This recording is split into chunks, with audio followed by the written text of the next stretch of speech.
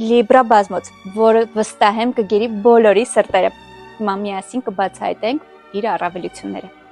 Առաջի տարբերակը ծառայում է որպես բազմոց։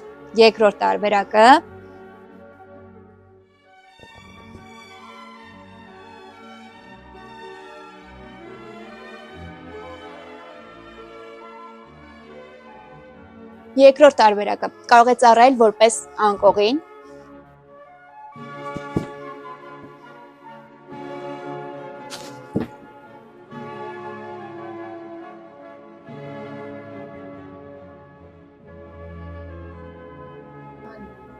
Եվ երրորդ տարբերակը կարող է ծառայել որպես պահոց։